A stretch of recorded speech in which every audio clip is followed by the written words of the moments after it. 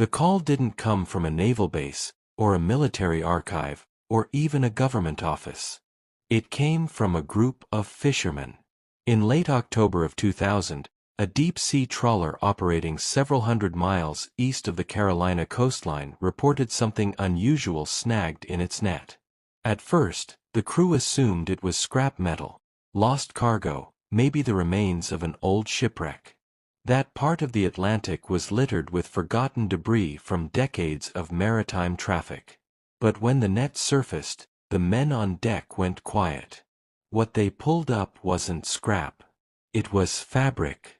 Thick, heavy fabric, darkened by decades underwater but unmistakably shaped like clothing, uniform clothing. Tangled within it were corroded metal fasteners, boot soles still partly intact, and something else that made the crew cut the engines entirely. Human bone. The coordinates were logged, the net was dropped, and within hours the trawler was escorted back to port by a Coast Guard cutter. What followed would quietly reopen one of the U.S. Navy's most uncomfortable mysteries. One that had been buried for 65 years beneath cold, shifting water. Because the remains didn't belong to just one person. They belonged to 8. And according to official records, those 8 men had vanished without a trace in 1935. 65 years earlier, the men had departed from a naval air station along the southeastern coast of the United States. They were pilots, young, disciplined, and considered reliable enough to be assigned a routine but sensitive task: aerial patrol and surveillance of a restricted maritime corridor known internally as Sector L-19. Sector L-19 was not marked on public maps. Officially, it didn't exist. The area sat along a deep stretch of the Atlantic where shipping lanes curved sharply and underwater topography dropped off faster than expected. During the early 1930s, the Navy quietly increased patrols there, citing navigational irregularities and foreign signal interference. No further explanation was ever released. The 8 pilots were assigned to fly paired patrol routes over the sector using light naval aircraft designed for coastal operations. Their mission was simple: observe, report, return. No weapons testing. No combat drills. No reason for alarm. At least, that's what the paperwork said. Radio transcripts from the day of the flight show normal chatter for the first hour. Weather conditions were described as stable. Visibility was good. Fuel levels were well within safe margins. Then, just after 1440 hours, one of the aircraft transmitted a short message. It wasn't a distress call. It was a question. The pilot reported seeing something fixed below the surface that didn't match any known seafloor charting. He asked for confirmation of coordinates. That transmission was acknowledged. The response told him to continue his patrol. Seconds later, another voice cut in, this time from a different aircraft. The tone was sharper. Urgent. He reported his instruments behaving erratically and asked whether anyone else was experiencing the same issue. No response followed. The last transmission came less than 2 minutes later. It was partially garbled, but investigators would later agree on one chilling detail. The pilot was attempting to lower his aircraft deliberately. After that, all 8 planes vanished. No mayday. No debris. No oil slick. No bodies. The Navy launched an immediate search covering thousands of square miles. Ships dragged sonar equipment across the sector. Aircraft flew grid patterns for days. Nothing was found. Within weeks, the official conclusion was released: navigational error leading to fuel exhaustion and loss at sea. The case was quietly closed. Families were given folded flags and condolences. Records were sealed. Sector L-19 was removed from patrol schedules entirely. And for decades, the disappearance faded into footnotes, another tragic accident in a dangerous profession. Until the fisherman's net came back up heavy. When forensic teams examined the recovered remains in 2000, the results raised immediate red flags. The bones showed no signs of blunt force trauma consistent with a high-speed crash. There were no fractures typically associated with uncontrolled impact. In fact, several skeletal remains were found positioned in ways that suggested the men had been upright, standing or kneeling, before they died. Even more unsettling was the condition of the uniforms. They were not torn apart. They were intact. Buttons were fastened. Belts still buckled. In some cases, name tags, though unreadable, were still stitched in place. This was not what a mid-air crash into open ocean should look like. Then came the discovery that changed everything. A metallurgical analysis of one recovered object, a fragment of aircraft fuselage still attached to fabric, revealed that it had been cut, not broken. The edge showed tool marks. Deliberate separation. Someone had taken these planes apart. Underwater. Or before they ever hit the water. The Navy publicly denied any connection between the remains and the 1935 patrol, but privately, archived serial numbers told a different story. The materials matched aircraft assigned to Sector L-19. The missing pilots had been found. But not how anyone expected. This is where Elena Ward enters the story. At the time of the discovery, Elena was 36 years old, a civilian maritime historian specializing in Cold War naval secrecy. More importantly, she was the granddaughter of one of the 8 pilots who vanished that day in 1935. Growing up, she had heard the story her entire life, always told carefully, always ending the same way. An unfortunate accident. A tragic mistake. No one to blame. But Elena never believed it.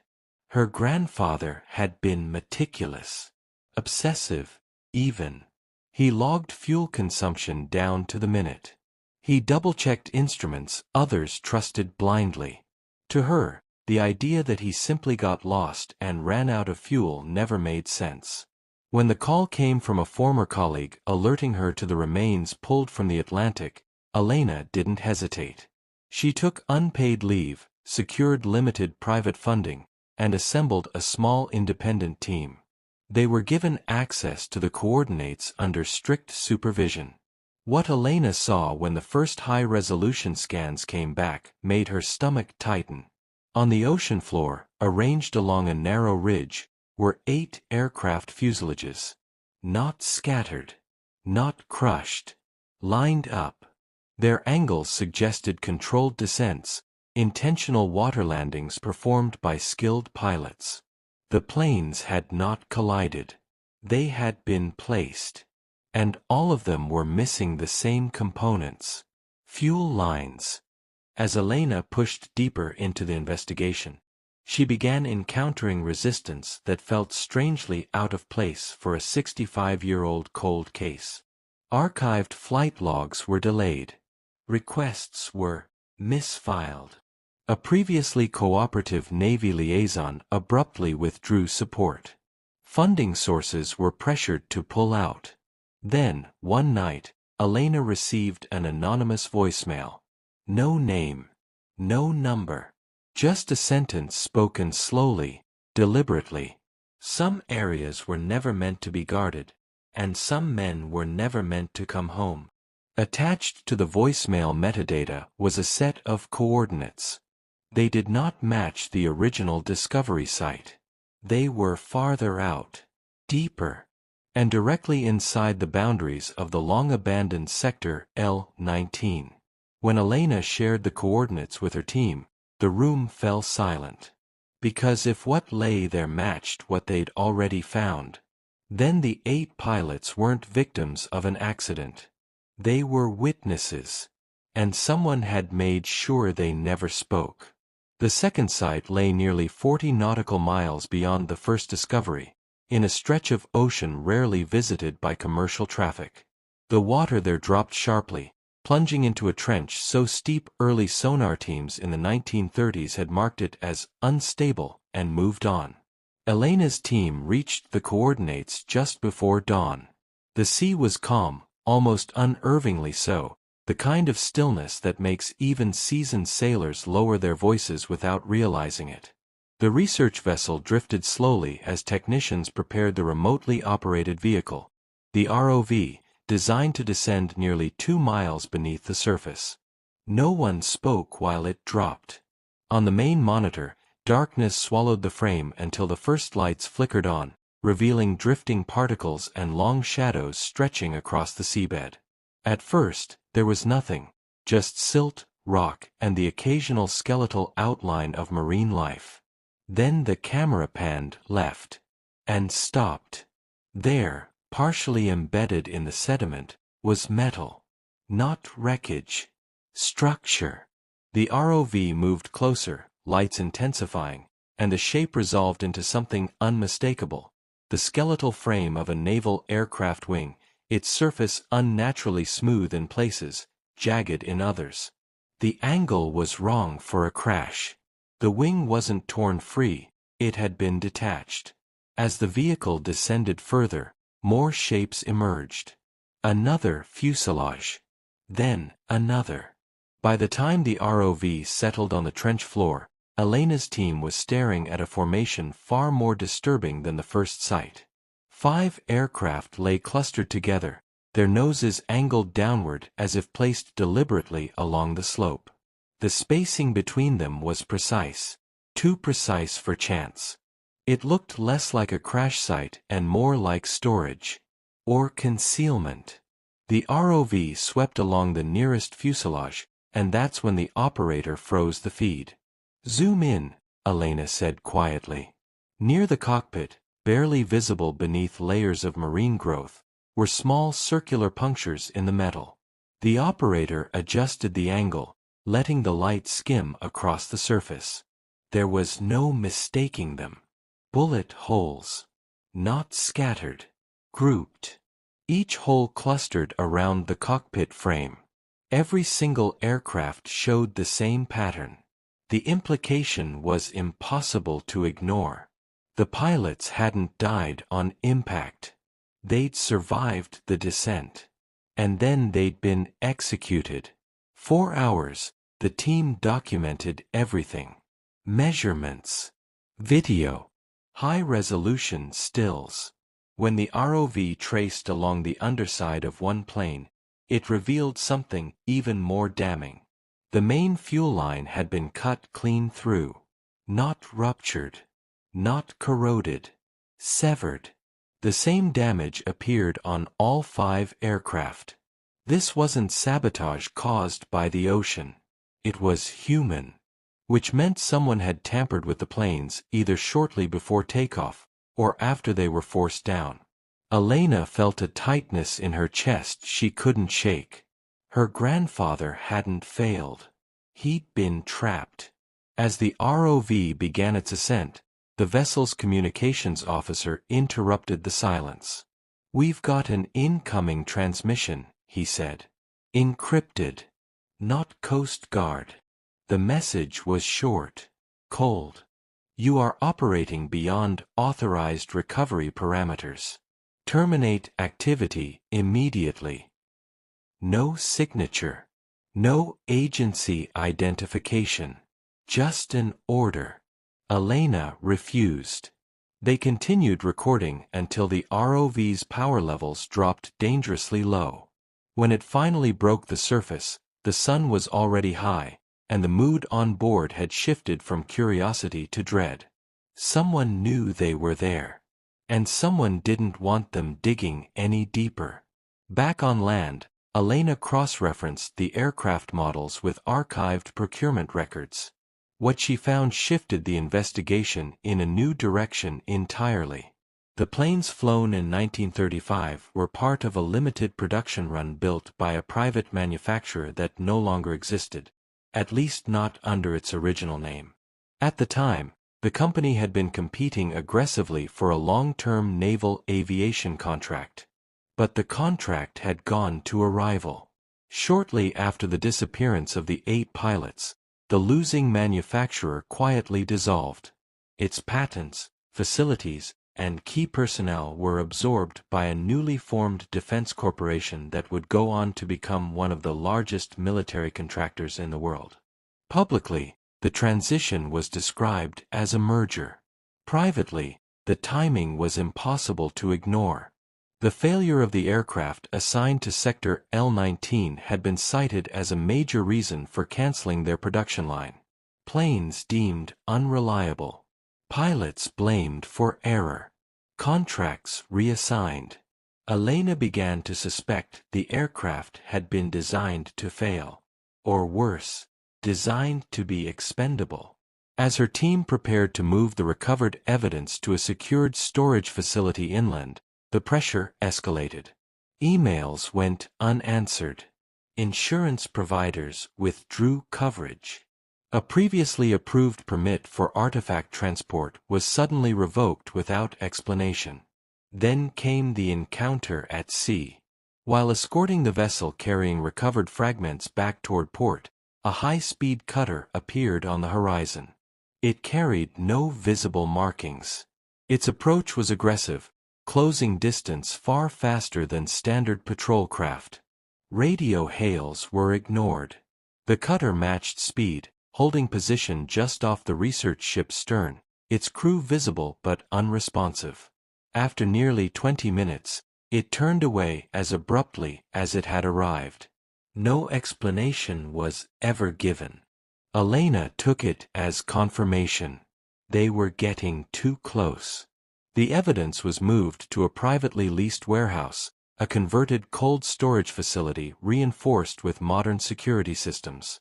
The salvage operator overseeing the transfer, Marcus Hale, had a background in law enforcement and knew how to spot trouble. He didn't like what he saw. Within days, the facility's network logs showed repeated unauthorized access attempts. Firewalls were probed. Cameras briefly went offline, then reconnected. It was subtle, but deliberate. Someone was testing their defenses. Late one evening, while reviewing footage alone, Marcus noticed something that made him sit upright. 2 frames. Just 2. In one camera angle near the rear entrance, a shadow moved where no one should have been. The timestamp showed the motion occurred during a scheduled system reboot, an exact window someone would need to know about in advance. Marcus checked the locks. All intact. Nothing missing. But when he reviewed the interior camera trained on the evidence racks, his breath caught. One of the aircraft fragments, the one showing the clearest bullet damage, had been repositioned. Not stolen. Moved. As if someone had examined it. And wanted them to know. Marcus reached for his phone. Before he could dial, the lights went out. Emergency systems kicked in seconds later, bathing the warehouse in red. Over the intercom, a calm automated voice announced a fire suppression test sequence. But Marcus knew better. This wasn't a test. The security feed flickered back on just long enough to show 2 figures near the evidence racks, faces obscured, movements efficient, professional. They weren't there to steal. They were there to erase. And if Elena's team couldn't stop them in time, 65 years of buried truth would disappear again, this time for good. The fire suppression system didn't activate all at once. That detail would later matter. Marcus realized it the moment icy mist began creeping from the ceiling vents, not the full flood that would soak the warehouse, but a staggered release designed to disorient without triggering emergency responders too quickly. Whoever had planned this knew the building. He moved fast, ducking behind a row of steel shelving as the red lights pulsed overhead. The 2 intruders didn't panic. They advanced methodically, one heading for the evidence racks, the other toward the central control panel. Marcus recognized the posture immediately. Military. Not contractors. Not thieves. When the first rack collapsed under a deliberate shove, the sound echoed like a gunshot. Aluminum fragments clattered across the concrete floor. A corroded insignia skidded past Marcus's boot. That insignia had been recovered from the ocean floor. It had survived 65 years underwater. It wasn't going to survive tonight. Marcus triggered the manual override he'd installed weeks earlier, a redundant system tied directly into the warehouse's pressure valves. Instantly, the temperature dropped, and a dense cloud of suppressant gas filled the central aisle. One intruder swore. The other didn't react at all. In the chaos, Marcus slipped out through the side exit and called Elena. She answered on the first ring. "They're here," he said. "Not police. Not private security. They're destroying everything." Elena didn't ask how he knew. "I'm on my way," she said. "Do not engage them." But Marcus already had. By the time Elena arrived with local authorities, the warehouse was silent. Too silent. The suppression system had completed its cycle. The intruders were gone. No vehicles were spotted leaving the area. No alarms triggered beyond the building itself. Inside, the damage was extensive, but incomplete. They hadn't gotten everything. The most critical fragments, the fuselage section with clustered bullet holes and the severed fuel line, were still intact, hidden inside a reinforced secondary vault Marcus had insisted on installing. The intruders had focused on visible evidence. They hadn't known where to look. Or they'd been interrupted. Elena stood over the surviving fragments, hands trembling, not with fear, but with something closer to grief. For the first time since the investigation began, she understood the full weight of what they were up against. This wasn't a buried mistake. It was an ongoing operation. In the weeks that followed, Elena released her findings publicly. Not all of them. Just enough. She presented the sonar data, the controlled ditching patterns, the cut fuel lines, the ballistic damage around cockpit frames. She avoided speculation, sticking to physical facts, facts that contradicted the official narrative in every meaningful way. The response was immediate. The Navy issued a statement reaffirming its original conclusion from 1935. No comment on the new evidence. No explanation for the bullet damage. No acknowledgement of sabotage. Mainstream media coverage was brief and cautious. A few outlets ran short segments. Headlines used words like alleged and unverified. Within days, the story faded from national attention. But behind the scenes, Elena's life changed. Her emails were monitored. Anonymous letters arrived at her office, some threatening, others warning her to stop before more history gets lost. Funding sources vanished. Invitations to academic panels were rescinded without explanation. Then came the document. It arrived in a plain envelope with no return address. Inside was a single photocopied page from a classified operational log dated 3 days before the pilots vanished in 1935. The log referenced Sector L-19. And it included a directive Elena had never seen before. Maintain aerial presence. Prevent civilian or foreign observation at all costs. Recovery not authorized. Recovery not authorized. The pilots hadn't just been expendable. They had been sent somewhere they were never meant to leave. Elena never learned who sent the document. But it confirmed her worst suspicion. Sector L-19 hadn't been guarded because it was dangerous. It had been guarded because it was valuable.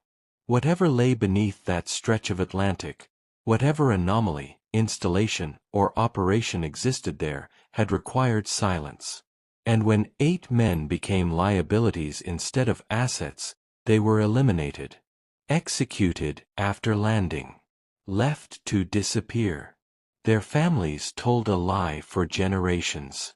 As for the defense corporation that rose to prominence after 1935, it continues to operate today.